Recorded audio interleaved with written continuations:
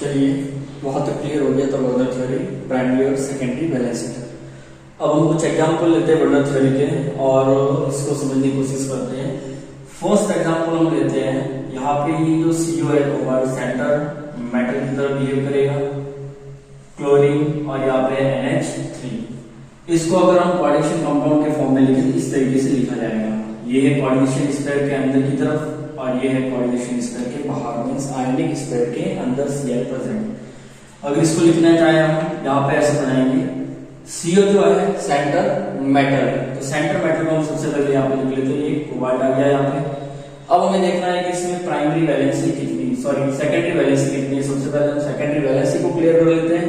तो यहाँ पे हमें दिख रहा है सेकेंडरी वैलेंसी में 5 तो यहाँ पे NH3 जुड़ा हुआ है, तो पहले हम बना देते हैं यहाँ पे NH3, ये NH3 again second NH3 NH3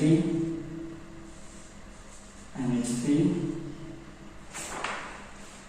4 और ये 5 हो गया NH3।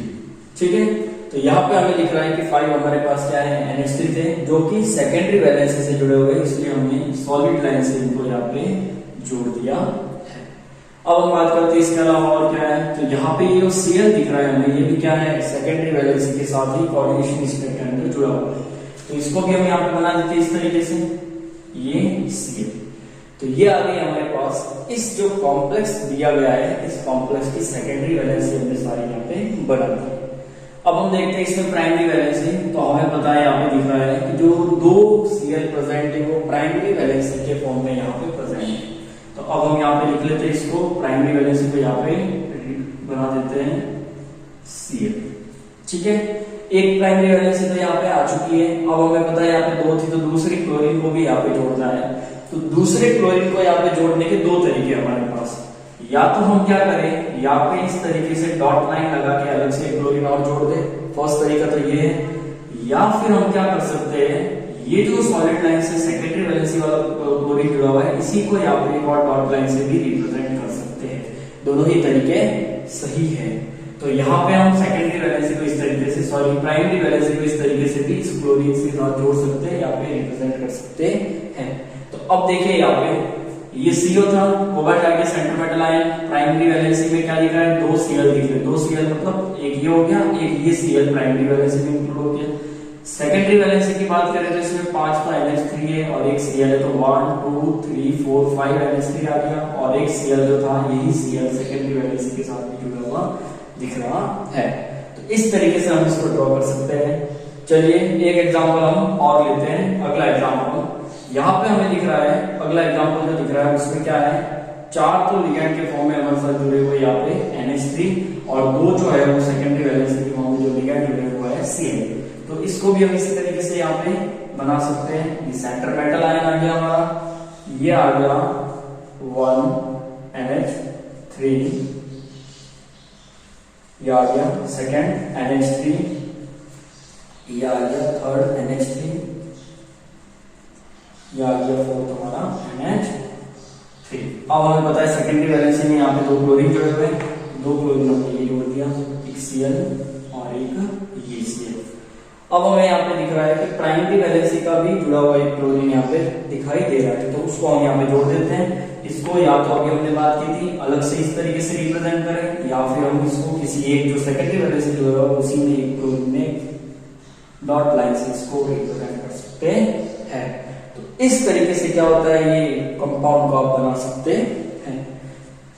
अगर आपको कॉम्प्लेक्स इस फॉर्म में दिया हुआ हो तो आपको ध्यान रखना है CO से जो डायरेक्ट जुड़ा हुआ है Cl, वो जो डायरेक्ट कनेक्ट हो गए वो रहेंगे प्राइमरी वैलेंसी के फॉर्म में, और इस डॉट के आगे की तरफ जो जुड़े हुए है उसकी सेकेंडरी वैलेंसी लिगेंड। जैसे यहाँ पे आपको दिख रहा है, देख लेते हैं हम इसको, ये सेंटर मेटल आयन आ गया, तो ये कोऑर्डिनेशन स्पेयर के अंदर आ गया, इसमें ये 4 NH3 जुड़े हुए, तो बाहर की तरफ अभी हमने क्या बात की थी ये होते हैं सेकेंडरी वैलेंसी से जुड़े हुए, तो ये 4 यहाँ पे जुड़ चुके हैं। अब हमें पता है CO जो होता है वो मेनली जो अगर स्टेबल फॉर्म की बात करें तो ये बनाता है ऑक्टाहेड्रल कॉम्प्लेक्स। तो ऑक्टाहेड्रल के हिसाब से यहाँ पे 4 तो ये आगे 2 लिगैंड की और जरूरत है, तो ये जो Cl है 2 Cl को क्या करेंगे अंदर की तरफ आके एज ए सेकेंडरी वैलेंसी के फॉर्म में जुड़ जाएंगे और बचा हुआ एक Cl कहाँ चला जाएगा बाहर की तरफ। तो ये आपको पता होना चाहिए। इस फॉर्म में दिया हो तो उसको इस फॉर्म में किस तरीके से लिखा जा सकता है, क्योंकि जब तक आपको ये पता नहीं होगा आप इसको इस तरीके से ड्रॉ नहीं कर सकते हैं। तो यहां तक आपको समझ में आ चुका होगा। आप यहाँ तक एक बार क्लियर कर लीजिए, फिर हम बात करते हैं आगे के टॉपिक की। चलिए तो अब हम बात करते हैं वर्नर थ्योरी की कुछ लिमिटेशंस रह गई थी, कुछ कमियां रह गई थी। तो वर्नर फर्स्ट बात करते हैं हम। Werner theory is not give information about the covalency. Werner की जो थ्योरी है वो किसी भी कॉम्प्लेक्स की कोवैलेंसी के बारे में कोई भी इंफॉर्मेशन नहीं देता है। ये उसकी सबसे बड़ी कमी थी।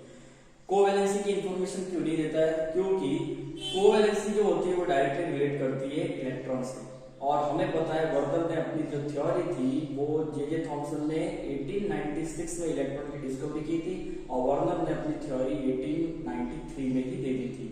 इसका मतलब कि इलेक्ट्रॉन की डिस्कवरी से 3 साल पहले वर्नर ने अपनी थ्योरी डेवलप कर दी थी, इसलिए वो किसी भी प्रकार की इलेक्ट्रॉन से रिलेटेड कोई भी कैरेक्टर की जानकारी नहीं देता। तो यहाँ पे कॉम्प्लेक्स की जो कोवैलेंसी होती है उसकी भी जानकारी कौन नहीं देता है? Werner theory. यहाँ पे लिख रखा है क्योंकि कोवैलेंसी इलेक्ट्रॉन से संबंधित है, जबकि वर्नर ने अपनी थ्योरी इलेक्ट्रॉन की खोज के 3 साल पहले दे दी थी। तो पहले ही वर्नर ने अपनी थ्योरी दे दी थी, तो इलेक्ट्रॉन से रिलेटेड एक भी कैरेक्टर के बारे में ये इंफॉर्मेशन नहीं देता है। मैं कहने का मतलब कोवैलेंसी की कोई भी इंफॉर्मेशन वर्नर थ्योरी हमें नहीं देती है। अगर हम बात करें इसके सेकंड कमी की, तो वर्नर ने हमें बताया था कि प्राइमरी वैलेंसी होती है वो कॉम्प्लेक्स की ऑक्सीडेशन स्टेट से संबंधित होती है, पर वास्तविक तौर पे अगर देखा जाए तो प्राइमरी वैलेंसी जो होती है वो कॉम्प्लेक्स की संयोजकता से रिलेटेड होती है। तो यहाँ पे according to Werner primary valency is oxidation state of center metal ion. Primary valency जो होती है वो क्या है? ऑक्सीडेशन स्टेट है सेंटर मेटल आयन की। पर वास्तव में क्या होता है? But actually primary valency is the charge on coordination state. तो कोऑर्डिनेशन स्टेट के ऊपर जो चार्ज होता है उसी को हम क्या कहते हैं? वो प्राइमरी वैलेंसी को रिप्रेजेंट करता है। तो प्राइमरी वैलेंसी जो होती है उस चार्ज को रिप्रेजेंट करती है, न कि उसकी ऑक्सीडेशन स्टेट को। तो इस तरीके से इसकी कुछ कमियां रह गई थी। तो यहाँ तक आई होप आपको समझ में आ चुका होगा। आगे क्लास में हम बात करेंगे किस तरीके से कोऑर्डिनेशन नंबर निकाले जाते हैं किसी भी कॉम्प्लेक्स कंपाउंड।